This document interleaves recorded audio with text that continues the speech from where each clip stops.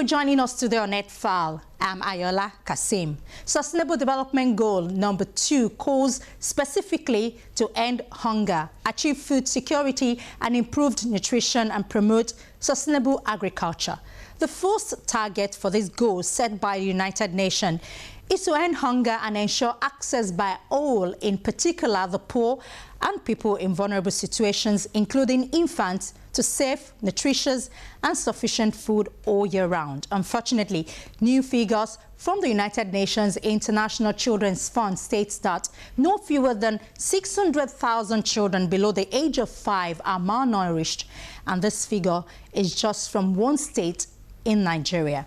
Investing in agricultural sector can address not only hunger and malnutrition, but also other challenges, including poverty. The way forward in the sector is our focus today on EdFile. Do stay with us. Modern agriculture has achieved much over the past century. While the global population has grown from less than 3 billion people in 1950 to more than 7 billion people today. Global levels of hunger have not followed this trend, remaining largely constant over the same period. Some 795 million people in the world do not have enough food to lead a healthy, active life. Around 3/4 live in rural areas and are overwhelmingly dependent on agriculture for their food and livelihoods. Sub-Saharan Africa is the region with the highest prevalence of hunger. 1 person in 4 within the region is undernourished. Overwhelmingly dependent on agriculture for their food, these people have no alternative source of income or employment. As a result, they are vulnerable to crisis. Many migrate to cities in their search for employment, swelling the ever-expanding populations of shantytowns in developing countries. The Food and Agricultural Organization calculates that around half of the world's hungry people are from smallholder farming communities, surviving off marginal lands prone to natural disasters like drought or flood.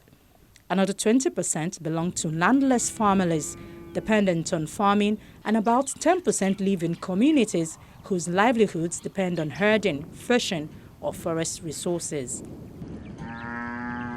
The World Food Programme says the world produces enough food to the entire global population of 7 billion people, yet 1 person in 8 on the planet goes to bed hungry each night.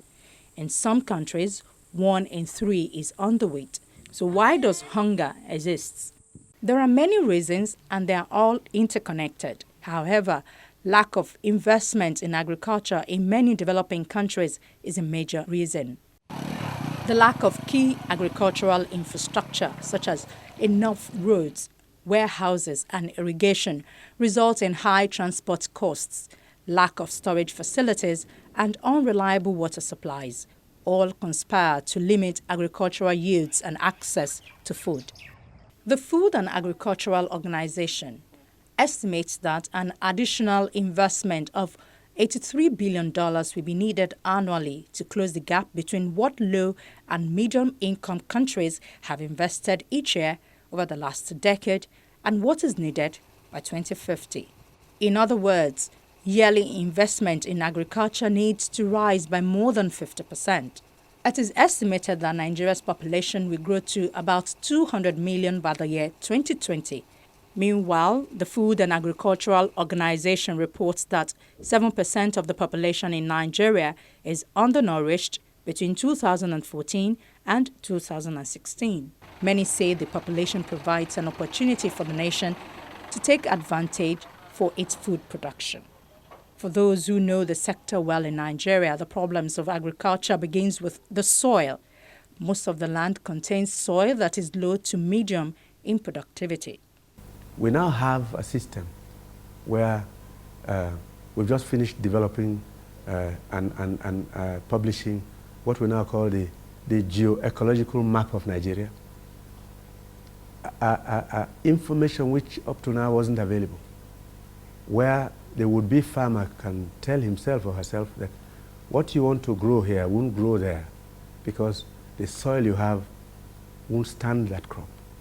But if you must use it, you have to blend your fertilizer and input in such a way that there are balances in the soil nutrients which you need. There are 16 nutrients in the soil, macro and micro. Now, if any of these is short, you don't expect a good yield. You have to work harder on seeds. So the yield per hectare quadruples, and you can match what they do elsewhere.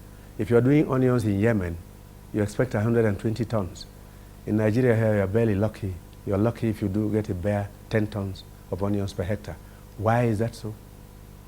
Your cows yield 1 liter of milk per day. Cows in other countries, in some countries, are going as far as 60 liters per cow per day. Why? So these are things we have to look back at. And we have the means and the personnel to change the situation. What we need to do now is to push studies, information, scientific research, and support for the farmer to get ourselves where other countries have gotten.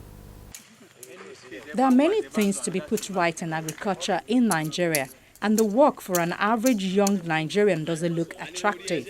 The task is getting these agile population to venture into agriculture. Well, that's the problem. I mean, it's a national problem. The Nigerian elite has generally looked down on agriculture over the years. You can't force people to the farms. You can only attract them. There will be a massive youth incentive program in agriculture which we're going to start. But either you persuade them by showing them that it can pay, by showing them that credit is available, by supporting them by clearing land and mechanizing agriculture. You either do that or you get nothing. The youth, and many of them are actually willing to return to agriculture. That's the good news.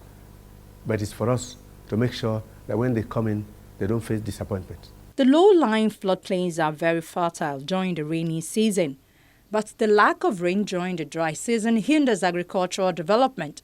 The lack of water management systems in these areas is a concern for many farmers. By adding irrigation canals and access roads to these areas, yearly production yields are expected to increase.